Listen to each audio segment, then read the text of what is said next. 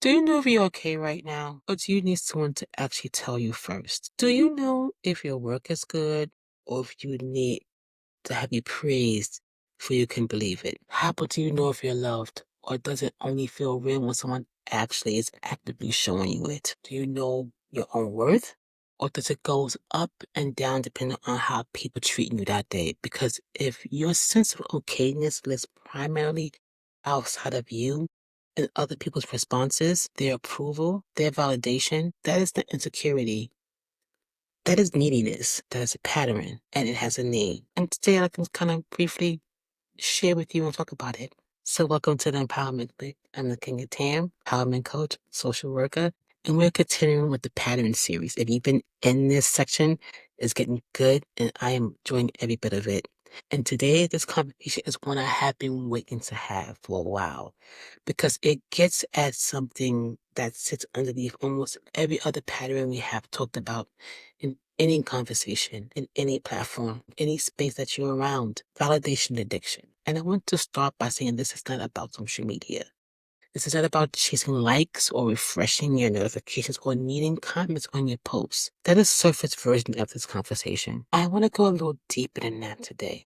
So this will give you an understanding about, and I know I don't talk about clinical work here much, but I'm going to do it in this clinical court, just in this. It is what happens to the person like internal sense of safety, worth, and okayness becomes so dependent on external feedback that they cannot regulate themselves without it. It cannot feel confident in a decision until someone actually confirms it was the right one. They cannot feel good about their work until someone praises it. They don't feel secure in relationship until the other person's actively, visibly choosing them. They can't even like trust their own perception of the situation until someone else validates it. Their internal compass has been so undermined, usually from a very early age, that they stop trusting it and they stop outsourcing it to other people. Reactions, approval, being chosen and praised and seen. And without that external input, the anxiety, the nervous system is real and the emptiness is on 10. Sense of not being enough is completely overwhelming. This is where we talk about self-worth a lot. And this is a conversation at its deepest level because the reason validation addiction takes hold is almost always rooted in childhood or relational experiences where a person inherited worth was never consistently affirmed, when love felt conditional, where approval had to be earned, where being good enough was a moving target that you could never quite reach no matter how hard you tried. And you so learn to look outside yourself for the confirmation that you could not find inside. It's like you learned that other people's responses were more relatable data about your worth and your own sense of yourself. You didn't take the time to do a data collection on yourself. That internet was built internally, your internal architecture around seeking that confirmation is what worked. Not because you were weak, but because it was the most logical response to an environment that never taught you how to be your own source of truth. Let me give you a picture of what this actually looks like in real life. You finish a project that you have worked on incredibly hard on, and in the moment before anyone responds, you get annoyed. You cannot even enjoy what you have created. You cannot even feel proud of the effort you put into it. You entirely spend it in waiting for like a feedback because people are not giving to you fast enough. And that will tell you whether you're allowed to feel good about yourself or not. And when the praise comes, you feel a rush of relief, not joy, but relief, because the threat of not being enough has temporarily passed. But it will come back. It always come back because eternal validation has a short half-life, short shelf-life. It fades quickly, and when you need more, and that cycle, the fading of the seeking again, that's the addiction part, not the attention to the feeling of being okay, but that attention it temporarily provides. Here's what people do not always realize about validation addiction. The more you seek it, the less effective it becomes. Just like any other form of dependency, tolerate bills, drug, alcohol, sex, those things. Toleration builds, but what used to feel like enough, not being enough. A compliment that would have sustained you for a week now lasts an hour. A relationship where you feel chosen and adored starts to feel uncertain. The moment your partner has a quiet day, you find yourself malfunctioning in situations that designed to produce this euphoria of feeling good. Fishing for compliments, you oversharing to get reassurance, doing more than necessary to be noticed. Even when it works, it does not fill the thing that is actually empty. Because the thing that's empty is not a need for more approval. It is a relationship where your own worth that was never properly built starts to shatter. I think when it comes to, for myself, comes to women, think about women who describes her relationship to me. And she said it felt like she was constantly auditioning for it, constantly scanning for signs that her partner still loved her. She found her attractiveness. She chose her. He says this. They say this.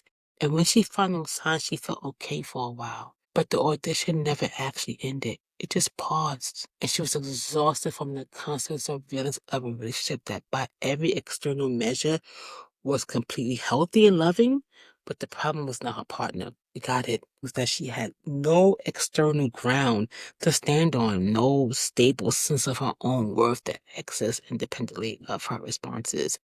And so you need to keep telling yourself that she was enough because she has never learned to tell herself. Like, if you had a partner who's been in that before, I had to constantly keep telling you that you're enough, that you're beautiful, that you're amazing, because they see that it drives you out if you don't.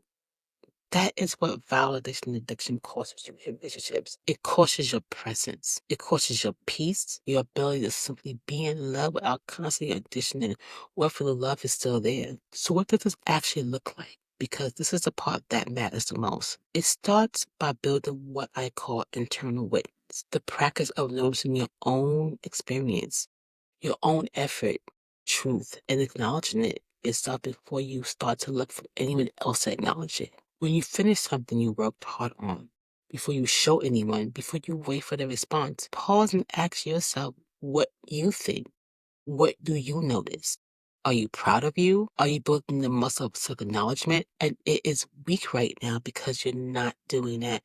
But is it weak right now because it has been outsourced for so long? But you can rebuild it one honest self acknowledgement at a time. It continue to tolerate any discomfort of not knowing, sitting with uncertainty in how someone else feels about you without immediately seeking reassurance.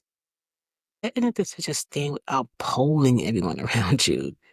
Letting your work exist without immediately needing feedback. These are uncomfortable practices. And we know our nervous system will resist them hard.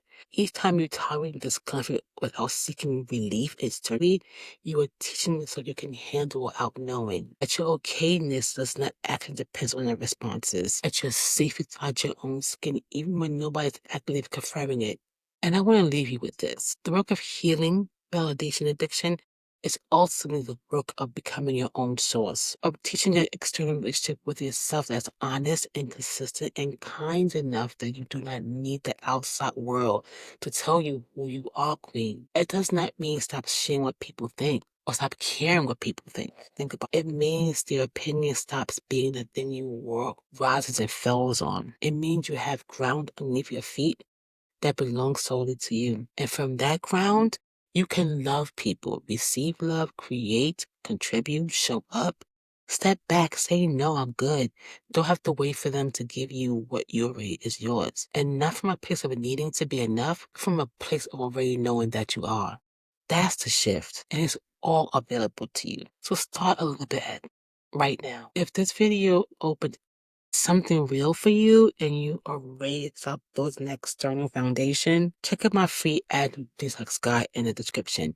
It's the first real honest steps. I mean, like, grab it, It is free at your own pace. Stop, your back, share with people, It is exactly for a moment like this. And if you have not already subscribed to the Empowerment Click, do so today. This is the Kenyan Tan. This is a vibe check. We are just about to get started. I am on a roll with this posting some amazing content I'm getting from people of what the conversations I'm having, with the thoughts and the reading I'm doing. This is a vibe check. Peace.